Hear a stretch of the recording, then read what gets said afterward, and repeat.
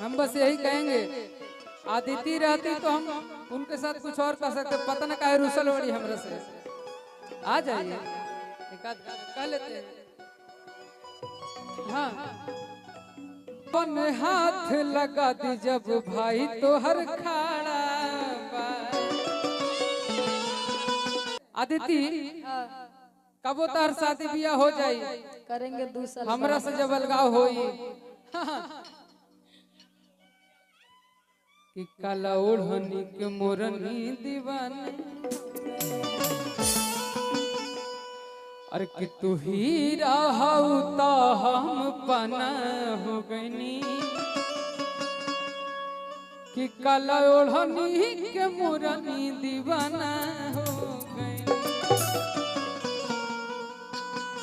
हमें चलते एगो बात कहले रही कि पावर स्टार के मतलब ओनली पवन सिंह। अब उसको कोई गलत वे में ले लिए तो उनसे हम माफी चाहते हैं।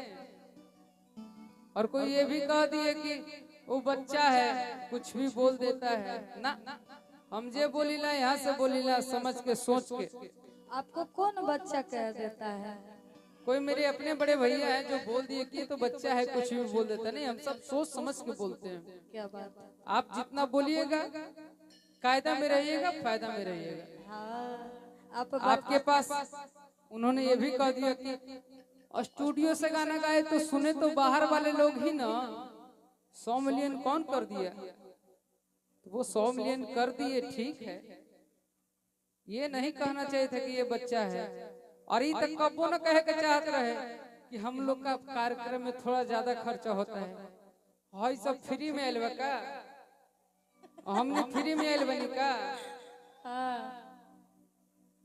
ये सब बात मत करिए, तू अपन घरे कार्यक्रम करिए। अच्छा ये बताइए, प्रोफेशनली रूप में कबो कोनो कलाकार बोले तब फोन पे पर अकाउंट पर पैसा भेजत भेजत हालत खराब हो जाई।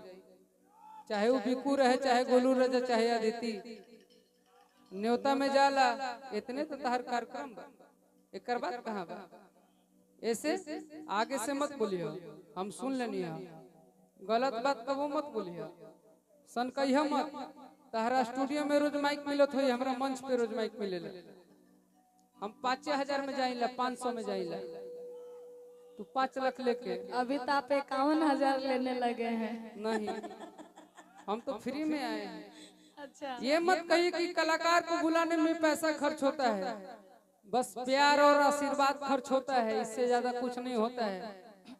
कलाकार को पैसा से तोल रहे हैं आप महाराज, कैसे कलाकार हैं?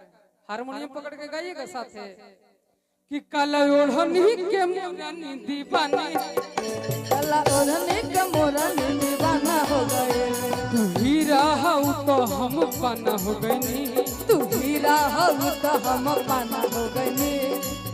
हम हमेशा मंच पे आप ही का गाना गाते हैं कि मेरे मगध के शान है तो क्यों नहीं गाए। मेरे बड़े भैया हैं उनका गाना गाएंगे, लेकिन जब बड़े भैया भटक जाएंगे तो छोटे भाई तो धासिए देंगे ना। तू हीरा हऊ तो हम पाना हो गईनी, काला ओढ़नी के मोरनी दीवाना हो गई। तू हीरा हऊ तो हम पाना हो गई, काला ओढ़नी के मोरनी दीवाना हो गए। लेकिन तू चोरा चोरा के गाना गावत रहता अपने आप के, तू बुझत रह के मगी के ही है। हमरो गाना गईले बड़ा एगो गाना रहे मेजर में, उनका मेजर माइनर समझे में ना बता कि का होला। अरे कि तसे हुए कलर लाल लगता बेगाल रे, कि देखी के धन मन होता बेहाल रे, कि देखी सुघराई का दिल लोरिया। अच्छा, ये हम गाना गाए थे, मेरे बड़े भैया एक हैं वो भी गा दिए थे, आज तक नहीं कहने गए। हम भी किसी न किसी का गाना गाते हैं कभी न कभी, लेकिन कोई चोरी का इल्जाम नहीं लगा सकता है। आप तो पूरा वही है, इसलिए आदमी कौन बोला है उसका गरिमा समझिए, अन्यथा मत बोलिए। नहीं तो आप स्टूडियो में गा सकते हैं, हम आपको पर डे ढा सकते हैं, याद रखिएगा। कि देखी सुघराई का दिल लोरिया, ये हमार गाना है, सर्च कर लिया 2-3 गो गायक गइले बा कि चुमा दे द खर्चा पानी लेके चुमा दे द खर्चा पानी लेके सेवे कलर लाल लागता बेगाल रे सेवा कलर लाल लागता रे गाल रे सेवे कलर लाल लागता बेगाल रे सेवा कलर लाल लागता रे गाल रे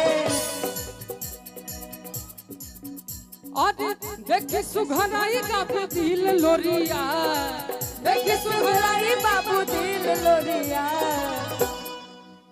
चुमा दे दो चुमा दे दो चुमा दे दो खर्चा पानी लेके चुमा दे ला खर्चा पानी लेके एक गोरिया चुमा दे ला खर्चा पानी लेके एक गोरिया रे गोरे गोरे देहिया तोहर गोरे बाटे बदनिया रे तोहर गोरे बाटे बदनिया रे अरे जा जान मारे तोहर चढ़ल जवनिया रे जान मारे तोहर चढ़ल जवनिया रे दूसर के ना चुमा दे दा चुमा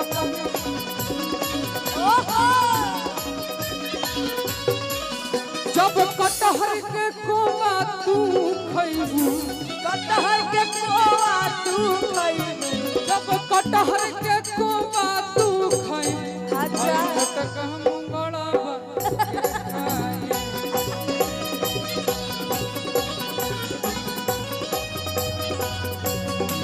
तो चुमा दे दा खर्चा पानी लेके गोरिया चुमा दे दा खर्चा पानी लेके गोरिया उसमें हम भी कहे क्या कहे हैं प्यार से दे देबू मन रही खुशहाल हो प्यार से देबू मन रही खुशहाल हो और कितना प्यार से दे देबू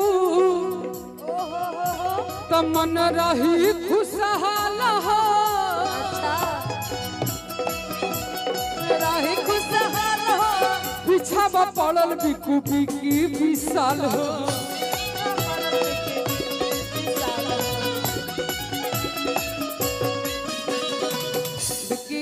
विवेक कम उछलिए